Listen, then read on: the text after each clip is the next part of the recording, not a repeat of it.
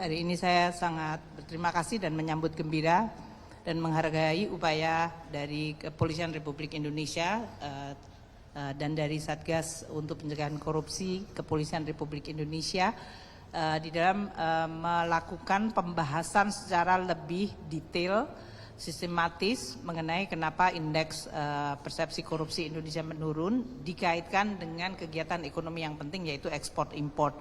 Jadi saya berharap dari seminar ini kita akan memperbaiki dan melihat semua aspek dari sisi tata kelola dan dari sisi daya saing Indonesia, karena ini akan sangat menentukan Indonesia untuk maju ke depan. Banyak hal yang sudah dilakukan secara baik dan saya rasa banyak lagi ruangan untuk perbaikan yang bisa dilakukan baik masing-masing kementerian maupun dalam hal ini bekerja sama.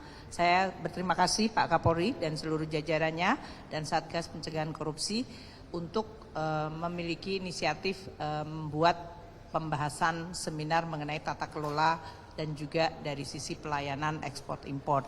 Kami di Kementerian Keuangan, jajaran kami dari Inspektorat Jenderal, kemudian Pajak, Bea Cukai, dan LNSW akan siap untuk melaksanakan kerjasama ini secara baik.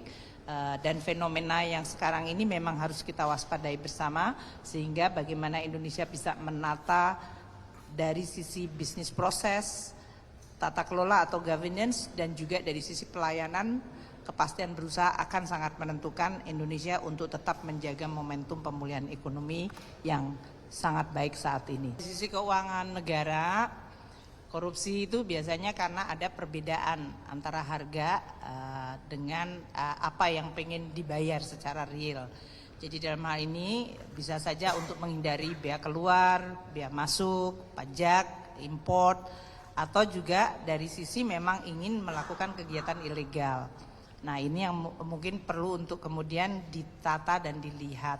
Kalau polisinya atau regulasinya menjadi salah satu pemicu dari korupsi, maka kita perlu untuk membahas bersama kementerian yang lain. Karena biasanya tarif seperti apakah pajak import, bea keluar, bea masuk itu karena memang ada tujuan di dalam melindungi industri dalam negeri atau ingin memacu suatu kegiatan ekonomi tertentu seperti hilirisasi. Nah, ini kemudian akan bisa menimbulkan implikasi dari sisi enforcement-nya.